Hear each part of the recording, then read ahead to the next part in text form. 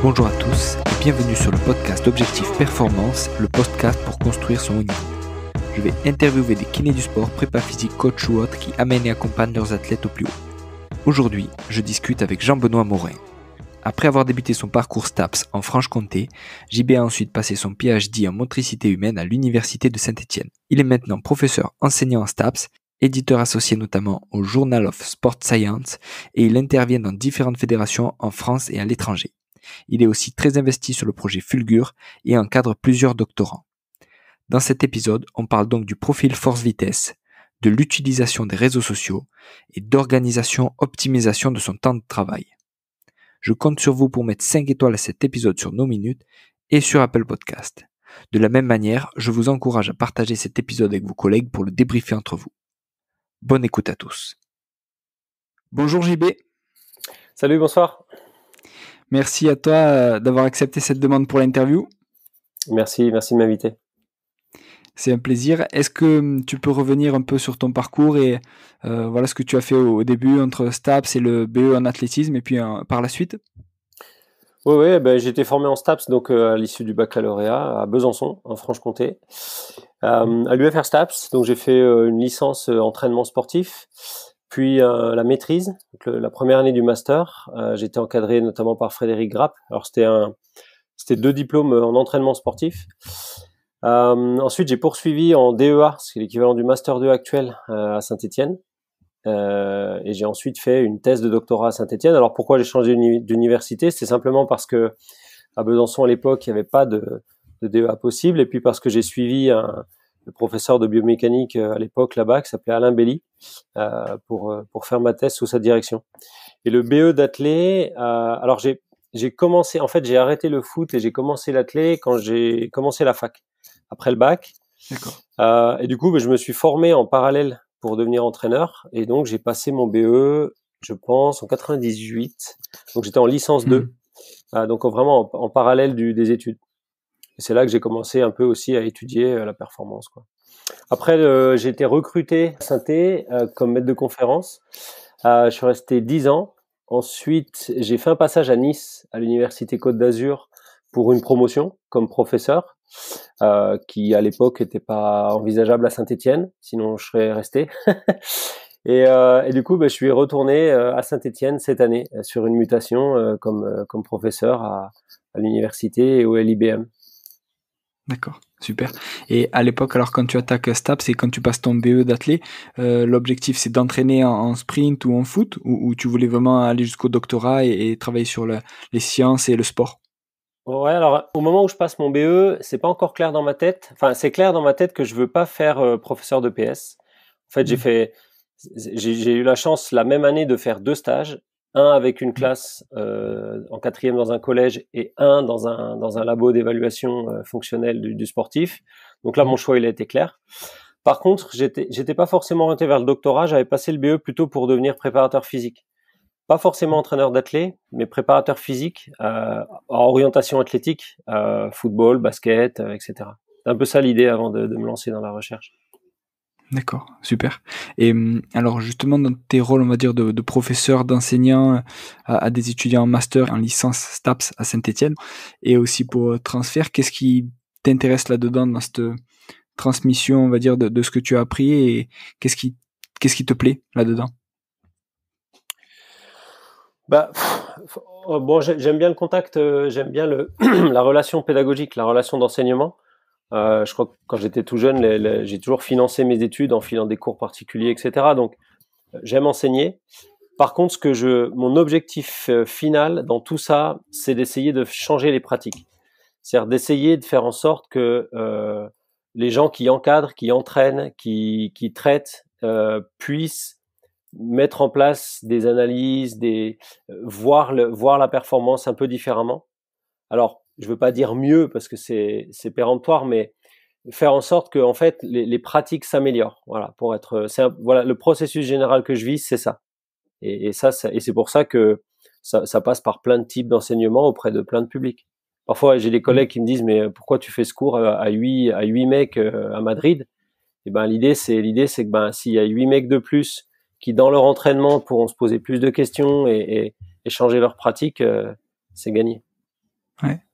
Ouais, c'est trop bien et on y reviendra plus tard, mais sur tout ce qui est dissémination des sciences du sport. Et justement, à ce propos-là aussi, tu interviens dans différentes fédérations et différents clubs. Dans quel sport est-ce que tu interviens et comment ça s'est fait?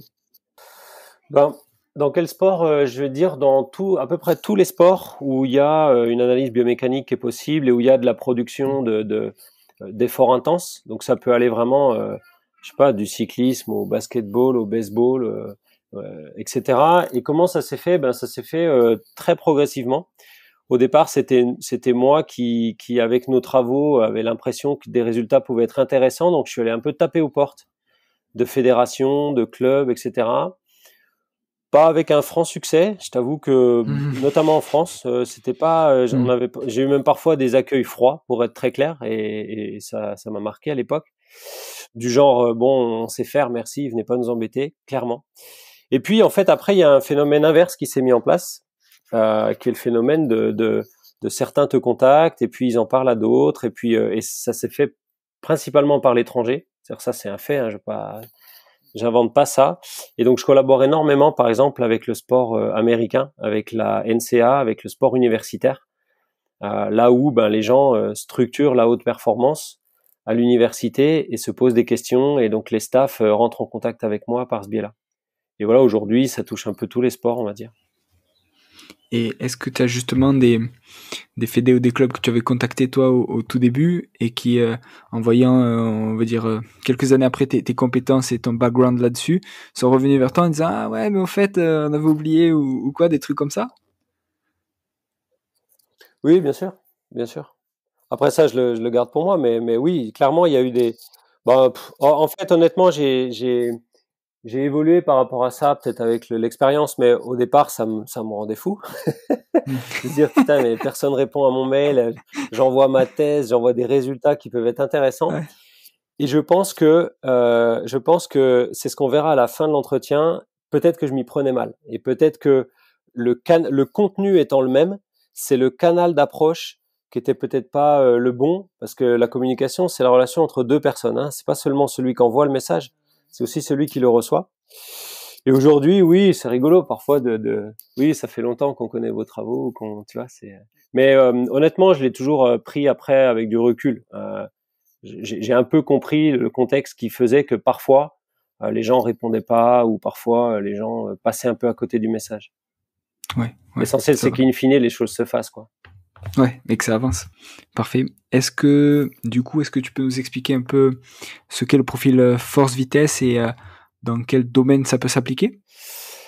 Alors globalement, c'est une traduction par des mesures d'un fait physiologique de base qui est que le muscle n'est pas capable de produire les mêmes niveaux de force à des vitesses d'exercice différentes. Et donc ça veut dire que d'un individu à l'autre, on est tous caractérisés par ça. Tu sais très bien que tu peux pas soulever aussi vite une charge lourde qu'une charge légère. Ça, je veux dire, tout le monde le sent et le sait. Mais ce plus vite ou ce moins vite est différent selon les individus. C'est-à-dire que si toi et moi on soulève une charge très lourde, on va la soulever à peu près à la même vitesse. Mais en revanche, quand la charge s'allège et donc quand la gestuelle varie, peut-être qu'on va être très différent dans notre performance relative. Et donc ça, c'est ça peut se traduire par ce qu'on appelle le profil force-vitesse individuel, c'est-à-dire quelle force tu es capable de produire à quelle vitesse gestuelle. Et ça, par contre, c'est très très individuel. C'est-à-dire que si tu prends deux personnes et que tu leur fais faire un exercice maximum de poussée contre des charges différentes, et donc à des forces et des vitesses différentes, ces deux personnes vont souvent se comporter de façon différente. Et donc, on en a fait avec Pierre Samosino, avec qui je travaille souvent là-dessus, une façon d'identifier un peu les caractéristiques biomécaniques des athlètes et indirectement peut-être de les préparer, de les entraîner différemment. On part du principe que si tes caractéristiques neuromusculaires sont différentes d'un autre ou d'une autre, probablement que tu bénéficieras d'un entraînement au minimum légèrement différent. C'est-à-dire qu'on veut essayer de sortir tous les athlètes font la même chose dans une équipe, dans un groupe, dans un objectif donné. Et on veut sortir de là parce que ils n'ont pas tous les mêmes caractéristiques, donc pas tous les mêmes besoins ou les mêmes marges de progression. Ok, Super.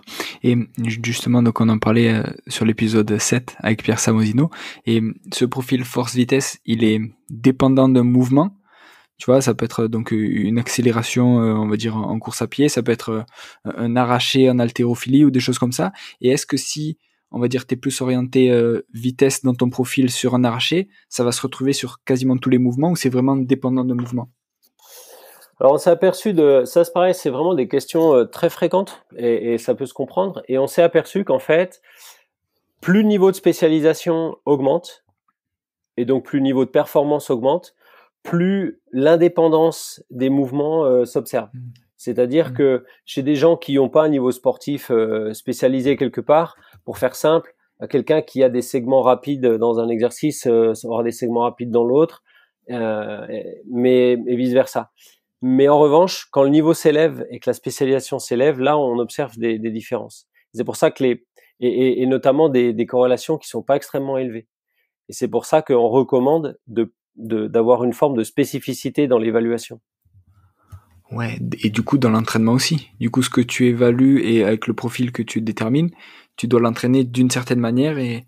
Alors oui, très probablement. En fait, ici, on a un point crucial dans le domaine de l'entraînement, c'est que si tu te satisfais de résultats globaux et d'une approche globale et que tu bosses avec des gens qui n'ont pas un niveau extraordinaire, j'ai presque envie de te dire, si tu fais n'importe quoi, tout va plus ou moins fonctionner. C'est-à-dire que, pour faire très simple, si tu bosses la puissance, c'est-à-dire un peu de force maximale, un peu de tout, tu vas avoir des progrès. Et en revanche, si tu commences à essayer quand les progrès deviendront limités et que tu essayes de rentrer un peu plus dans une approche individualisée, on va dire poussée, là, tu auras besoin de connaître les profils. C'est pour ça que parfois, on a une incompréhension avec certains collègues qui publient des études où finalement, une approche lambda a à peu près les mêmes résultats qu'une approche un peu plus poussée basée sur le profil. Mais quand on regarde sur qui ils font ces études-là, c'est des gens qui sont pas capables de faire 2 sauts verticaux avec la même performance. Donc, oui, c'est sûr, on peut... on va dire, c'est une forme un peu plus poussée d'analyse et d'entraînement. Super, merci. Est-ce que tu peux maintenant nous parler du projet Fulgur? Donc j'avais interviewé justement Charlie Fornazzi-Santos sur l'épisode 10 qui nous en avait déjà un peu parlé. Je sais que toi aussi tu es là-dedans. Est-ce que tu peux nous expliquer quel est ton rôle et en quoi ça consiste? Alors Fulgur, c'est un projet qui est piloté à l'INSEP, qui regroupe une grosse dizaine de labos universitaires de grandes écoles françaises autour de la problématique des blessures musculaires liées au sprint dans 3 grands sports: le rugby, sport olympique, le rugby, l'athlé, à travers toutes les disciplines où ça sprint, et le bobsleigh.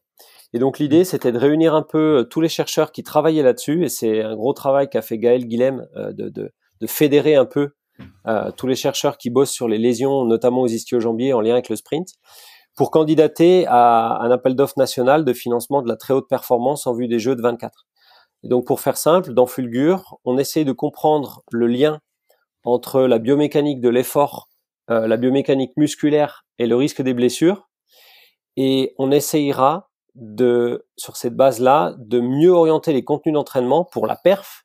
L'objectif, c'est quand même les Jeux de 2024, et pour la prévention des blessures. Donc, j'allais dire, c'est un peu comme la Formule 1, c'est un projet qui concerne une élite, mais c'est un projet dont les retombées en termes de connaissances pourront à terme impacter le grand public. Il faut savoir que les lésions ischio-jambiers, c'est un peu comme les ligaments croisés, quoi. Il y a plein de sportifs, entre guillemets, du dimanche, sans être du tout péjoratif, qui ont ce type de blessures, et si on peut permettre de mieux les prévenir, ça aura un coût économique probable, mais ça aura surtout un coût, on va dire, humain en termes de pratique, en termes de plaisir à pratiquer, qui sera intéressant. Donc voilà un peu le projet. Mon rôle, c'est de copiloter une petite partie de ce projet, avec notamment Charlie Fornazier qui est en post-doctorat là-dessus. Et dans cette petite partie, on essaye de quantifier la charge biomécanique qui est induite par un entraînement de sprint. C'est-à-dire qu'on va quantifier les exercices, la musculation, enfin tout ce qui touche les ischios sur une saison, pour savoir un peu comment ça se distribue, et surtout pour savoir si c'est en lien ou pas avec le risque de lésion. Donc c'est un projet qui a commencé concrètement en juin-juillet dernier, et qui va durer jusqu'au jeu. Super. Et justement, qu'est-ce que vous utilisez pour quantifier cette charge biomécanique sur les ischios? Quel appareil ou quel questionnaire? Essentiellement, on fait des mesures de profil force-vitesse régulièrement dans la saison. On a cartographié avec Jean Slavinski de l'INSEP et tous les entraîneurs qui participent. Ça représente quand même une grosse dizaine d'entraîneurs d'athlètes français. Hein. Il y a tous les meilleurs sprinteurs et sprinteuses français. On a essayé de cartographier les exercices qu'ils font souvent à l'entraînement et on va essayer de quantifier, de placer ces exercices sur le spectre force-vitesse grâce notamment à des centrales accélérométriques. C'est-à-dire, on va dire, voilà, je te prends un exemple tout simple, des foulées jambes tendues. C'est un exercice qui stimule les ischio-jambiers. Où est-ce qu'il se situe dans le spectre force-vitesse? Est-ce qu'on est plutôt en force, en puissance ou en vitesse? Combien de fois vous le faites dans une semaine? Combien de fois vous le faites dans une saison? Etc., etc. Et là, Charlie va nous aider parce qu'il va amener son savoir du rugby pour quantifier la charge d'entraînement, savoir quelles ont été les distances courues à très haute vitesse, à basse vitesse, et on va notamment innover en utilisant des GPS, comme ce qui se fait depuis très longtemps dans les sports co, mais cette fois, on va le faire en athlète. C'est-à-dire qu'en gros, tu es un athlète de haut niveau, chaque fois que tu fais une séance, on monitore les distances, les vitesses, les intensités que tu as effectuées, comme si tu étais un joueur de sport co. Et les technologies actuelles le permettent super bien. C'est hyper intéressant. Et pour revenir avec le lien sur le profil force-vitesse, quand vous avez vu où se situent ces exercices, est-ce que si ton athlète, on va dire, c'est surtout un profil en force, est-ce que tu vas taper justement que sur des exercices de profil en force, ou est-ce que tu es obligé de passer un peu partout en fonction de ce que tu vises? Alors ça, c'est une réflexion qui est une réflexion actuelle de nos recherches, qui est déconnectée de Fulgur, dans la mesure où Fulgur, pour l'instant, n'a pas de vocation interventionnelle pour transformer les pratiques. C'est-à-dire qu'on veut plutôt essayer déjà de savoir correctement ce qui se passe et quels sont les liens avec les blessures avant d'en venir à on va changer telle ou telle variable. En revanche, dans nos études par ailleurs, oui, on s'intéresse à ça. On se pose plein de questions sur ces histoires. C'est-à-dire, comment est-ce qu'il vaut mieux aborder les choses? L'objectif, c'est la performance. Mais quand tu as dit ça, tu n'as rien dit, parce que tu dis pas à un athlète, entraîne-toi à mieux performer, s'il te plaît. Donc, on vient dans les déterminants de la performance, et là, on essaie de voir un peu ce qui est le mieux. Pour l'instant, la seule étude où on fait ça en sprint, elle est en cours au FC Grenoble Rugby, avec la thèse de Patrick Chassin, que Pierre et moi encadrons. Et là, depuis 3 saisons, ils essayent de moduler le travail en sprint individuellement. L'hypothèse de base, c'est on va essayer déjà de compenser les manques, c'est-à-dire les variables qui sont faibles chez un joueur par rapport à son groupe, et d'essayer par ailleurs de maintenir les bonnes qualités. Donc on fait pas du tout ou rien, on n'a pas un seul levier, on essaye de maintenir ce qui est bon, mais de focaliser sur, entre guillemets, ce qui manque. C'est passionnant. À côté de ça, donc tu passes aussi du temps maintenant à encadrer des thésards, des doctorants. Tu passais donc sur des travaux sur le pied, on va dire ce que le pied peut apporter au sprint et la force du pied peut apporter au sprint, avec notamment Romain Tourillon et sa thèse. Est-ce que tu peux nous expliquer justement la genèse de cette idée, d'où c'est venu et qu'est-ce que vous faites? Alors, je crois que honnêtement, la genèse de tout ça, c'est mon intérêt personnel et alors je devrais pas dire ça parce que c'est une forme de biais de confirmation qui s'annonce, mais bon, moi j'ai le droit de penser quand même. Mais si tu veux, j'ai la conviction profonde que le pied, le gainage du pied, pour reprendre les termes de François Fourchet, etc., sont un pilier fondamental de la perf dans beaucoup de sports. J'ai joué au basket, j'ai fait du foot, j'ai fait de l'athlé, et même en cyclisme, la qualité d'une cheville ou d'un pied de cycliste quand il y a de la fatigue pour sprinter, transmettre les forces.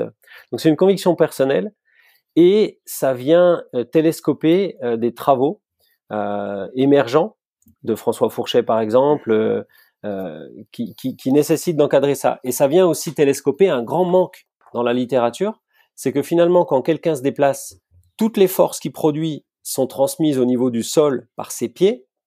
Or, on s'aperçoit finalement que dans la préparation physique, à part quelques chapelles isolées où il y a des coachs qui sont convaincus, qui ont observé que c'était intéressant, globalement, entre guillemets, tout le monde s'en fiche un peu. Et il y a quasiment rien dans la littérature. si ce n'est des études hyper, fondamentales sur les muscles du pied, mais pas le lien avec la performance.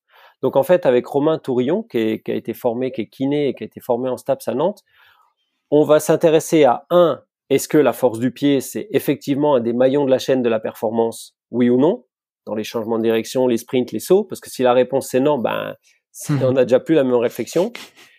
Et 2, est-ce qu'on peut entraîner et développer la force du pied par des exercices vraiment hyper spécifiques, et est-ce que ça va se traduire par des améliorations de la performance? Donc là, on a un versant vraiment perf, et bien sûr, je te passe le versant prévention, dans la mesure où moi, personnellement, à chaque fois que j'ai fait faire du travail de pied dans des sports co, passer la rigolade on voit pas trop à quoi ça va nous servir, il y avait quand même une histoire de prévention des entorses, une histoire tu vois, ça, clairement, la plupart des coachs évolués de bon niveau avec qui on discute de ça, pour eux, ça fait du sens. Des gens qui ont 10-15 ans de carrière, entre les athlètes qui avaient des très bons pieds, entre guillemets, et les athlètes qui avaient des moins bonnes qualités, il n'y a pas photo. Mais ça, c'est pas de la science. C'est de l'expérience qui peut être de très bonne qualité. J'ai tout à fait confiance dans ce qu'on appelle la preuve par l'expérience. Mais mon job, c'est de faire des études scientifiques contrôlées pour essayer d'argumenter tout ça avec des valeurs, des chiffres. Ah, ça va être passionnant et je pense que c'est quelque chose à suivre parce que ça risque de donner plein on va dire, d'outils aux entraîneurs, aux prépas physiques dans tout ce qui est justement transmission de la force entre le sol et le membre inférieur et qui seront, qui vont bousculer les mentalités et les pratiques. Ouais, pour moi, on est dans une phase intéressante. C'est la phase où la phase actuelle, c'est la phase où il y a quelques petites études, entre guillemets, c'est-à-dire des études émergentes qui montrent un certain intérêt. Et surtout, il y a des lois et des principes biomécaniques qui disent que ça fait du sens. Voilà, on en est là actuellement. Ça va faire le lien entre, comme on dit, entre la science et le terrain. Pour revenir donc, François Fourchet, donc ça fait un peu autopromo, mais François Fourchet, c'était l'épisode 16 où justement on parle de gainage du pied. Et sur la partie que vous allez étudier avec Romain sur tout ce qui est transmission de la force et on va dire entraînement au du pied, qu'est-ce que vous avez? Est-ce que tu peux nous parler de ce que vous avez utilisé pour mesurer cette force et le avant-après et l'intervention? Vous y avez déjà pensé? En fait, on est là-dessus. On a passé la journée à discuter d'un ergomètre spécifique qu'on va, entre guillemets, inventer. C'est noble comme terme. C'est-à-dire qu'on va créer un ergomètre qui va nous permettre de vraiment bien mesurer la force spécifique des muscles intrinsèques du pied. Parce que, et Romain, il a fait une revue de littérature là-dessus dans son master. Il existe des tests d'estimation très indirects. Le test du short foot qui consiste à raccourcir ses doigts de pied, etc., des tests mais c'est des tests très indirects. C'est-à-dire que globalement, si vous arrivez à faire ça correctement, ça veut dire que vous avez de la force. C'est comme si tu prends un peu les données physiologiques de VO2 max et un test de Cooper ou un test d'endurance. C'est des marqueurs indirects. Là, on veut vraiment aller sur des mesures de force. Donc, on est en train de réfléchir à cet ergomètre, de le designer, de le faire construire, de le valider. Et après, c'est ça qu'on utilisera principalement dans nos études. Ça va être génial. J'avais vu une intervention de toi aussi qui parlait, toujours pareil, de la diffusion des articles scientifiques et des nouvelles données, nouvelles connaissances au plus grand nombre. Et tu employais le mot de dissémination. Est-ce que tu peux nous dire ce que tu utilises, on va dire, dans ce sens et quelles sont, entre guillemets, les bonnes pratiques ou les tips un peu à utiliser notamment sur les réseaux sociaux? Oui, alors en fait, le terme dissémination, c'est la traduction anglaise du terme que nous, on utilise sous le mot de vulgarisation. Et c'est rigolo parce que les mots ont un sens et en français, vulgarisation, malheureusement, ça sonne comme vulgaire. Et malheureusement, j'ai des collègues qui ont trop la sonorité qui influence les choses. Et disséminer, j'aime bien parce que disséminer, ça veut dire que tu lances tes graines et tu plantes. Et voilà. La question avant d'aborder le comment, c'est d'aborder le pourquoi. Parce que en gros, si tu réponds pas à la question pourquoi, ça sert à rien d'après avoir des tips. ou des conseils. Le pourquoi, pour moi, il est très simple. Et ça revient à la discussion qu'on avait au départ. Si les chercheurs, les médecins, les gens qui génèrent de la connaissance, la connaissance, on la génère jamais dans le vide. On la génère pour qu'elle ait un but et pour qu'elle serve. Et en fait, si on veut que la connaissance serve, il faut pas croire que les gens vont venir la chercher. C'est clair. On a le nez sur le guidon et on imagine que tout le monde consulte PubMed, mais personne ne consulte PubMed. Honnêtement, en dehors des chercheurs eux-mêmes ou des gens des journalistes scientifiques pointus, je dis bien pointus parce que parfois. Et donc en fait, quand la plupart des chercheurs pensent que quand l'article scientifique est publié, leur job est terminé, eh ben je pense qu'ils se trompent et je pense qu'en fait le job commence. C'est quand ton article est publié qu'il va falloir que tu ailles faire entendre aux gens qui sont la cible de cette recherche-là, les athlètes, les patients, les médecins, qui tu veux, les résultats que tu as mis dedans. Et là, en fait, ben voilà, le début de ma carrière, c'était bon, ils ont qu'à lire. Et en fait, je me suis rendu compte que non, il faut aller vers les gens. Et ça, c'est un boulot. Honnêtement, c'est un job à plein temps, hein, très clair. Et en fait, on s'est aperçu, je pense, de ça avec Pierre très tôt, parce que on a validé dans le cadre de sa thèse la fameuse méthode qui permet de calculer la force et la vitesse et la puissance en saut sur la base de la seule mesure de hauteur de saut. Donc, très content, méthode très valide, publiée dans le journal of Biomechanics, qui est le journal numéro 1 en biomécanique, donc nickel, champagne. Sauf que ça s'est publié en 2008, et en 2010, on réalise que, à part autour de nous, les gens qu'on a formés là-dessus, les étudiants, personne l'utilise et personne la connaît. Donc là, on se dit, punaise, il manque un truc quand même, il y a une erreur. Ou alors, on est complètement à côté de la plaque. Et donc, qu'est-ce qu'on fait? On écrit un article de 3 pages là-dessus dans Sport & Vie, qui est un magazine de vulgarisation. À l'époque, on n'avait pas Twitter ou LinkedIn, machin, sinon on aurait fait des posts là-dessus. Eh bien, après la parution de l'article Sport & Vie, pim pam poum, fédération de basketball, contact ici, contact là. Gros problème, c'est en français, donc il n'y a que les francophones qui ont vu le truc. Et donc en fait, tout ça, ça fait germer ce besoin de disséminer ton info si tu as accepté le fait qu'il fallait partager ton info. Parce que pour moi, actuellement, le gros verrou, c'est pas un verrou technique. Là, si demain, je veux prévenir un max de personnes d'une nouvelle méthode, d'un nouveau résultat, ça me prend 30 minutes. Et si j'ai pas beaucoup, parce que souvent l'argument de mes collègues c'est oui, mais moi j'ai pas 40 000 followers, blablabla, machin. Mais on connaît tous un mec qui peut relayer l'info. Donc, c'est pas ça le problème. Le problème c'est, il faut accepter de faire ce travail de digestion, de partage de l'info, etc., etc. Et ça, c'est du temps. C'est long et c'est fastidieux, mais c'est vrai que si le travail est pas fait, au final, les pratiques changent hyper lentement, alors que avec tout ce qui sort et toutes les recherches actuelles, ça pourrait aller beaucoup plus vite. Complètement. Et il y a un autre truc que j'ai appris, et ça peut servir à tout le monde, c'est il y a beaucoup de réseaux sociaux différents sur lesquels tu peux diffuser ce que tu fais.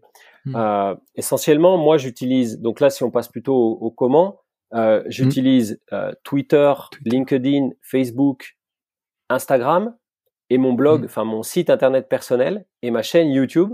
Alors tu pourrais dire c'est n'importe quoi, mais en fait, je me suis aperçu en regardant les choses quand même d'un peu plus près que l'audience, c'est-à-dire les gens qui suivent ce que je produis sur ces 5-6 grands réseaux sociaux sont essentiellement des gens différents. Alors bien sûr, il y a des gens qui sont connectés à moi sur toutes ces plateformes. Et eux, c'est clair que quand je l'ai fait hier j'ai balancé une vidéo d'exercice pour le pied, je l'ai mise sur toutes mes plateformes, il y a des gens qui ont dû la voir 3 fois. Mais à la limite, peu importe, parce que en revanche, il y a des gens qui ne l'auront vu que sur Instagram, d'autres qui ne l'auront vu que sur ma chaîne YouTube. Tu vois ce que je veux dire? Donc, l'abondance de biens ne nuit pas dans cette recherche-là. Donc, mon conseil, c'est ça, c'est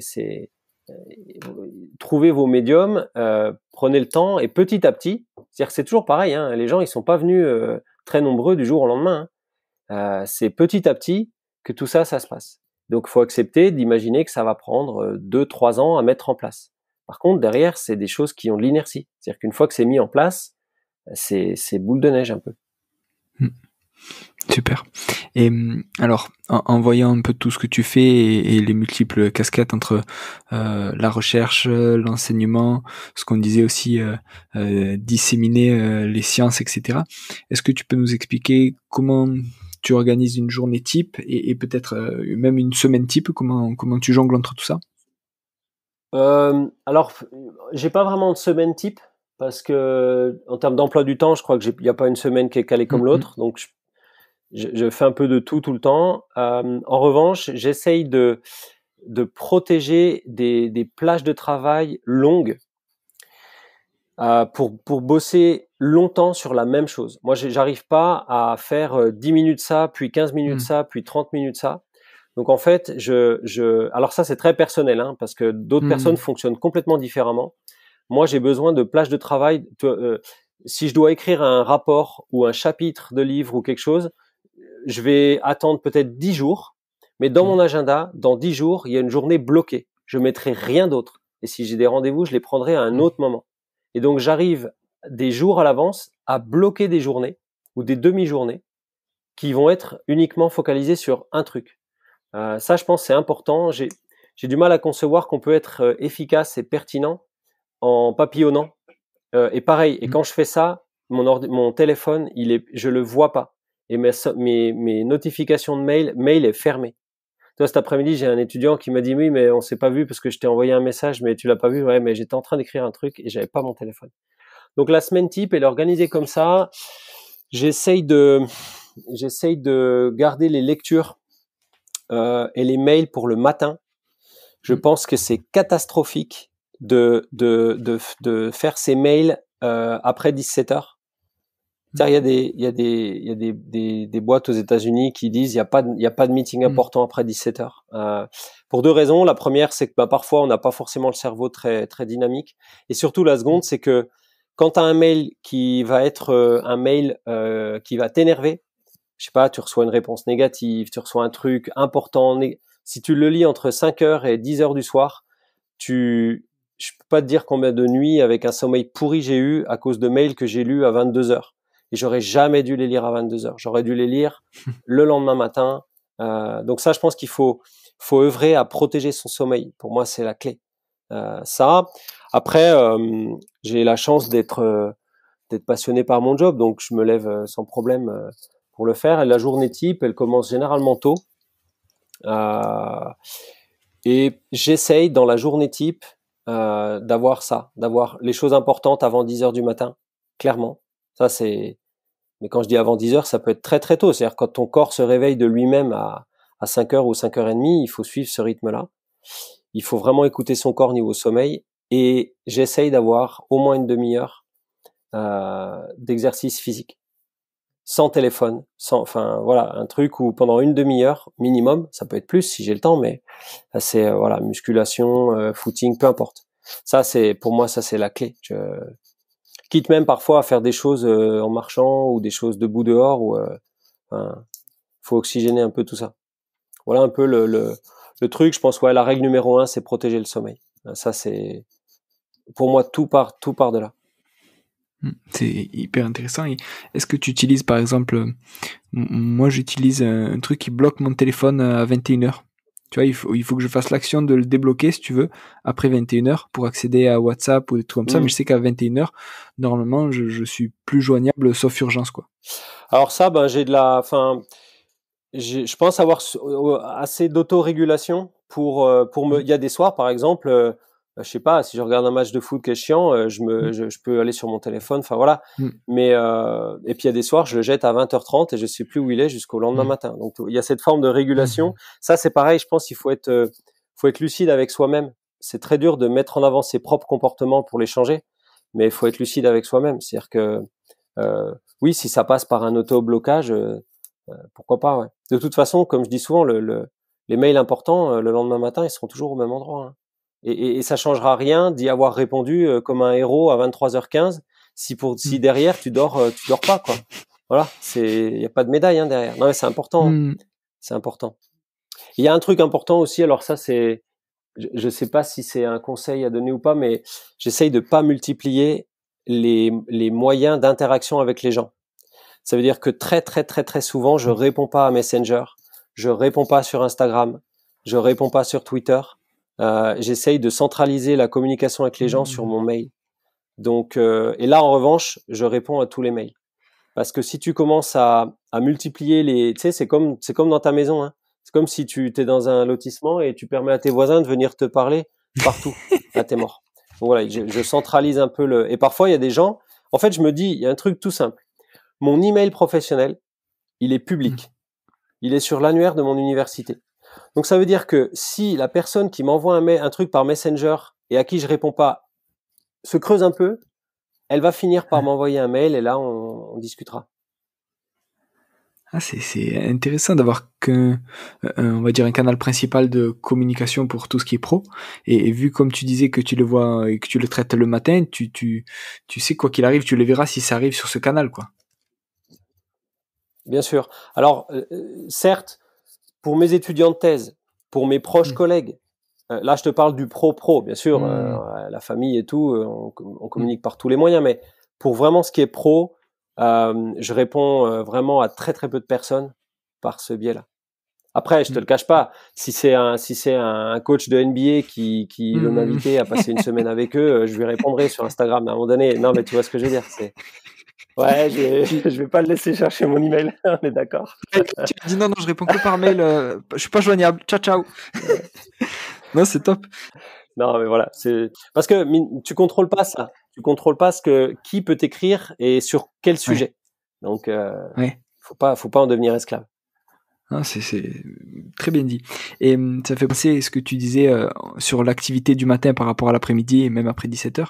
Il y a un livre que j'ai lu qui s'appelle La science du timing, où justement il explique que naturellement on a tous on va dire une baisse des performances en début d'après-midi, mais que ça remonte un peu en fin de journée. Mais du coup, ça reprend un peu ce que tu dis sur le fait de faire ce qui est important et ce qui est, on va dire, urgent et important tôt le matin et voilà, dès qu'on est levé et quand on est actif, quoi.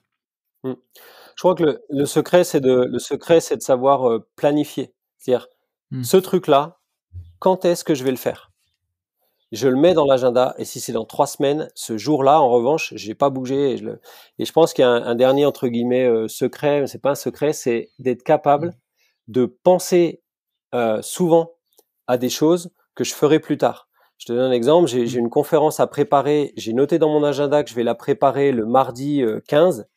Bah, peut-être que dans mon footing, dans ma sortie vélo, dans des moments où je peux un peu penser à des choses, je vais penser à cette conf et le moment venu, j'aurai tellement structuré ce que je veux faire que ça va être très efficace. Il y a ça aussi, hein. C'est la capacité à penser à l'avance à des trucs, à ouvrir des dossiers un peu avant de passer à l'action. C'est top. Et quand tu y penses, est-ce que tu le notes ou est-ce que mentalement tu te le mets justement dans la case à ouvrir pour le 15 et tu déballes tout le 15, on va dire? Eh ben, pour rien te cacher, je pense que jusqu'à il y a, je sais pas, 3-4 ans peut-être, j'avais pas trop de problèmes. J'étais capable d'un peu et maintenant j'utilise énormément mon dictaphone. C'est-à-dire que vu que j'ai tout le temps quasiment le téléphone avec moi, même quand je fais du sport, j'ouvre le dictaphone, je parle dans le dictaphone et je me l'envoie par mail. Et toutes ces petites notes orales, à la fin, je les rate pas. Voilà. C'est mon truc pour. Et parfois, je te jure que des fois, bon, la plupart des gens qui font du sport doivent le savoir. Quand tu es en plein exercice, tu as une capacité à penser à des trucs que probablement t'aurais pas sorti assis sur ta chaise ou autre. Et donc c'est à ce moment-là qu'il faut pas que l'idée s'échappe. Et là, ben ouais, le dictaphone, ça marche super bien. Je pense que quand c'est comme ça, t'es dans un genre d'état de flow un peu où tu résous certains problèmes qui te pèsent. Tu vois, plutôt que un peu ce que tu disais sur le mail, plutôt que de ruminer dessus toutes les nuits, ben, quand tu fais du sport, on va dire que ça te paraît plus limpide et tout ça. Et je pense que c'est là où te viennent pas mal de bonnes idées qu'il faut arriver à garder en tête ou à noter pour plus tard.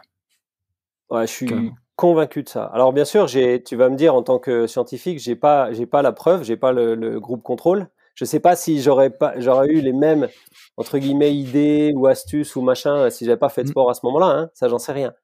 Mais et c'est pour ça d'ailleurs que j'aime bien faire du sport tout seul parce que c'est la meilleure solution, quoi. Ah, super. Et JB, est-ce que tu peux nous parler un peu des sources d'inspiration ou des gens qui t'ont marqué ou de tes mentors, on va dire, dans le milieu professionnel ou même personnel? Alors dans le milieu pro, j'ai été vraiment beaucoup influencé à Besançon par Frédéric Grapp, qui est maintenant chercheur à la Française des Jeux, cyclisme et tout, qui était à la fois un cycliste passionné et un chercheur passionné par le terrain. Je pense que lui, il m'a donné vraiment le goût de qu'est-ce qu'on peut mesurer sur l'athlète pendant qu'il fait sa perf. Passionnant. Ensuite, j'ai été énormément influencé par Guillaume Millet. Alors, je vais te citer quasiment que des francs-comtois, je pense, hein, mais bon, après, c'est voilà, hein, faut quand même admettre une forme de réalité, quoi. Guillaume Millet, que je connaissais par ailleurs, qui avait été mon prof à Besançon, quand on l'a recruté à Saint-Étienne et que j'étais maître de Ouais, conférence, je te cache pas ouais. que voilà, la bagnole qui est à 5 heures du matin sur le parking, les mecs qui est déjà au boulot, tu te dis bon, ok, il y a peut-être un truc à suivre là, donc il m'a donné ce goût-là du volume de travail, on va dire, de la passion. Et j'ai été beaucoup aussi influencé par professeur Di Prompero en Italie pendant ma thèse, qui lui a toujours cherché à simplifier un peu le mouvement humain pour essayer de mieux le comprendre mathématiquement. Ça, je pense que c'est royal comme approche. Et tu vois, on échange encore. Aujourd'hui, j'ai encore relu un article qu'il vient d'écrire. Il a Mm. 74 ou 15 ans et il est Mm. toujours dans les études. Donc voilà, c'est un peu les trois personnes. Après, d'un point de vue personnel, oui, globalement, mes parents m'ont énormément connecté à justement la dissémination du savoir, c'est-à-dire à Mm. des émissions de radio, des trucs où on entend les gens parler. Je crois que le grand choc, ça a été en première année de fac, quand au lieu d'écouter de la musique dans la voiture, on s'est mis à écouter, je sais pas, le téléphone sonne ou des émissions Mm. où Mm. les gens débattent entre eux. Oh, puis un soir, il y en a Mm. une sur le sport. Oh, punaise, mais oh, Mm. il parle de mon job, tu vois. Mm. Voilà, c'est un peu. Les podcasts en font partie. C'est pour ça que j'adore contribuer à ça, parce qu'un podcast, voilà, tu discutes avec une personne pendant 3 quarts d'heure, quoi. Mm. Donc Ouais. ça, c'était la grosse influence. Ouais, super. Et au niveau de tes livres, on va dire de chevet ou des livres qui t'ont inspiré ou qui t'inspirent encore, est-ce que tu peux nous en citer? Ouais, alors je suis absolument pas roman ou lecture fiction. Enfin, c'est voilà, chacun son truc, hein. Moi, je suis pas du tout fiction. En revanche, tous les écrits de grands médecins ou de grands chercheurs comme Claude Bernard, des trucs même un peu plus vulgarisés comme comment il s'appelle? Il m'échappe, l'équation du nénuphar. Ça va me revenir. Bon, bref. Albert Jacquard, pardon, c'est la fin de la journée. Mais tous les écrits de Jacquard, ou bien même les écrits sur les grandes odyssées scientifiques. Il y a un bouquin, par exemple, que j'ai adoré, c'est Le Maître du Monde, le Maître METRE, qui raconte l'histoire des ingénieurs français qui ont euh, étalonné la mesure physique de base qu'est le mètre. Et voilà, tous ces genres de bouquins-là, ça me passionne. Euh, Après, voilà, je lis souvent des trucs un peu plus boulot.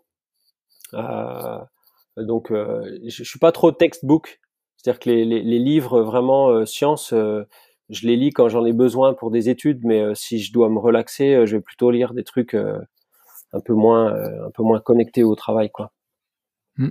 Mm. Super. Et est-ce que justement tu peux nous dire quel est ton canal principal si les gens veulent te contacter et te poser des questions? Alors ben ce sera le mail essentiellement. Mm. Donc mon mail universitaire c'est jean.benoît.morin@univ-st-etienne.fr. Je sais pas, en nombre de caractères, ça doit probablement être un des Ça plus va longs de des records. France parce que c'est un truc de fou. Je leur ai demandé s'il n'y avait pas un truc plus court possible. Ouais. Mais bon, vous trouvez ça sur l'annuaire de mon université. Après, voilà, par d'autres biais, ce sera possible, mais peut-être que je répondrai pas suivant le. Je laisse passer des messages parfois. Donc l'idéal, c'est le mail. Après, souvent, sur mon site internet, en fait, sur mon site internet, ça s'appelle jbmorin.net, il y a une petite case contact. Et là, en fait, il y a un formulaire de contact et je reçois Mm. ça dans ma boîte mail. Donc, Mm. et voilà, encore une fois, j'ai tellement vu et j'ai tellement souffert moi de gens qui répondent même pas aux mails, Mm. genre même pas j'ai bien reçu votre mail, que je réponds tout le temps. Même si je réponds, je vous répondrai dans 10 jours. Mais au moins, voilà, je fais l'effort. Super. JB, on arrive au bout du podcast. Merci beaucoup pour ta participation. Merci beaucoup à toi. Ouais, c'était top. Et voilà, j'espère qu'on pourra faire potentiellement un épisode 2 quand vous aurez avancé avec Romain et François sur cette thèse qui va être hyper intéressante à suivre, je pense. Excellent, ouais, j'espère. On en est au balbutiement là, mais ouais, Romain sera à mon avis indiqué pour expliquer ce qui se passe. C'est top. Merci beaucoup JB. À plus, salut. Avec plaisir, ciao, bonne soirée. Voilà. Merci d'être allé au bout. J'espère que vous vous êtes régalés. Si vous voulez m'aider, le mieux est de partager cet épisode et le podcast avec vos collègues ou amis et de mettre 5 étoiles sur No Minutes ou Apple Podcast. Pour le prochain épisode qui sortira le 7 juillet, je discute avec Romain Tourillon dont on parle dans cet épisode et qui fait sa thèse sur le lien entre la force du pied et la performance sportive avec Jean-Benoît Morin et François Fourchet. En tout cas, n'hésitez pas à me contacter directement pour me faire un retour, ça me fait toujours plaisir. Si vous voulez que j'interviewe certaines personnes en particulier, dites-le moi. À très bientôt pour un nouvel épisode.